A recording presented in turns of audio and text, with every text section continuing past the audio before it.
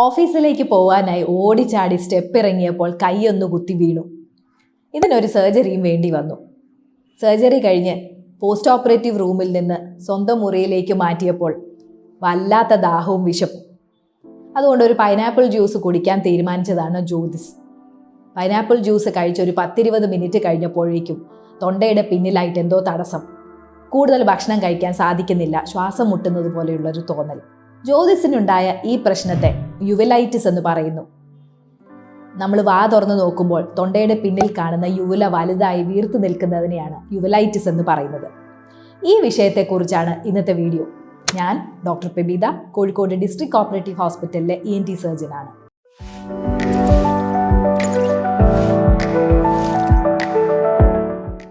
വായിലൊക്കെ ചെറിയ പുണ്ണ് വരുമ്പോൾ നമ്മൾ കണ്ണാടിയിലേക്ക് വാ തുറന്ന് നോക്കാറുണ്ട്.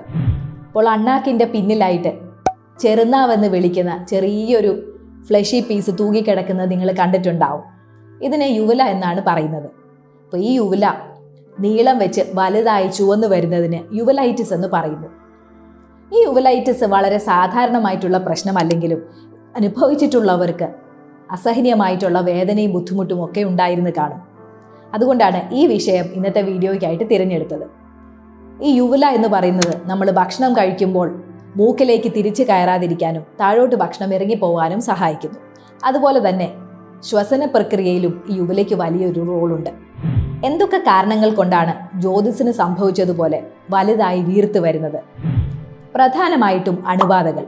ഇത് വൈറൽ അണുബാധകളോ ബാക്ടീരിയൽ അണുബാധകളോ ആവാം. സാധാരണയുള്ളൊരു ജലദോഷം ചില ആളുകളിൽ യുവലൈറ്റിസ് ഉണ്ടാക്കാറുണ്ട്. അതേപോലെ തന്നെ ടോൺസിലൈറ്റിസ് ഉണ്ടാക്കുന്ന സ്ട്രെപ്റ്റോകോക്കൽ ഇൻഫെക്ഷൻസ്, ഇതും യുവലൈറ്റിസിൻ്റെ ഒരു കാരണമാണ്. എന്നാൽ നമ്മൾ നേരത്തെ കണ്ട പടത്തിൽ ജ്യോതിസിന് സംഭവിച്ചത് പൈനാപ്പിൾ ജ്യൂസ് ഉണ്ടാക്കിയ അലർജിയാണ്. അലർജിയാണ് യുവലൈറ്റിസ് ഉണ്ടാക്കുന്ന മറ്റൊരു പ്രധാനപ്പെട്ട കാരണം. അത് ഭക്ഷണ സാധനങ്ങളോടാവാം, മരുന്നുകളോടാവാം, അതല്ലെങ്കിൽ അറിയാതെ എന്തെങ്കിലും ഒരു രാസവസ്തു ഇൻഹെയിൽ ചെയ്യുന്നത് കൊണ്ടാവാം. മൂന്നാമത്തെ കാരണമെന്ന് പറയുന്നത് ഡീഹൈഡ്രേഷൻ. ശരീരത്തിൽ നിർജ്ജലീകരണം സംഭവിക്കുമ്പോൾ ആവശ്യത്തിന് വെള്ളമില്ലാതെ തൊണ്ട ഡ്രൈ ആവുകയും വരണ്ടുണങ്ങി വളരെ ഇറിറ്റേറ്റഡ് ആയിട്ടിരിക്കുമ്പോൾ യുവലൈറ്റിസ് ഉണ്ടാവാം.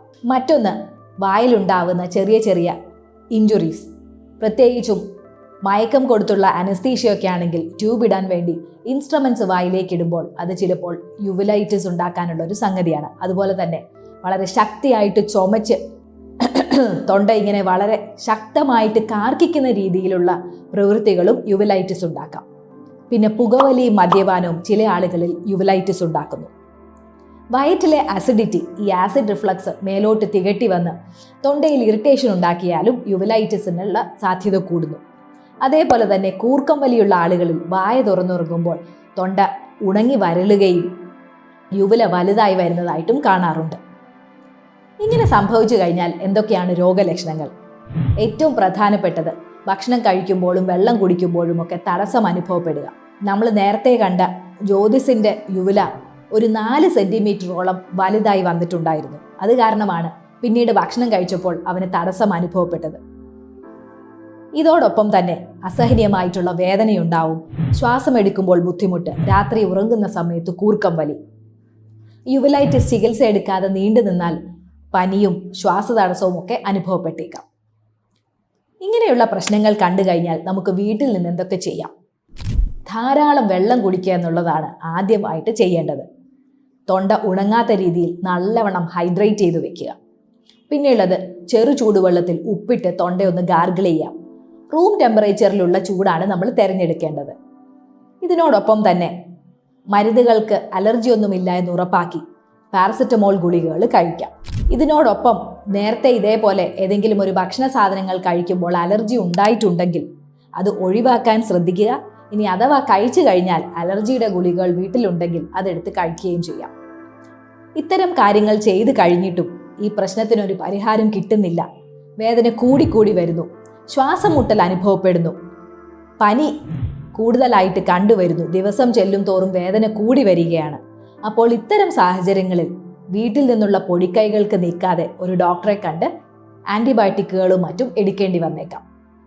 അപ്പോൾ ഈ യുവലൈറ്റിസ് എന്ന് പറയുന്നത് വളരെ സിമ്പിളായിട്ട് തോന്നുമെങ്കിലും അത് അനുഭവിച്ചിട്ടുള്ളവർക്ക് അസഹനീയമായ വേദന സാധാരണഗതിയിൽ ഉണ്ടാവാറുണ്ട്. എൻ്റെ ഈ വീഡിയോ ഇഷ്ടപ്പെട്ടെങ്കിൽ എൻ്റെ വീഡിയോ ഒന്ന് ഷെയർ ചെയ്യുക, എൻ്റെ ചാനൽ സബ്സ്ക്രൈബ് ചെയ്യുക, കമൻറ്റുകൾ രേഖപ്പെടുത്തുകയും ചെയ്യണേ.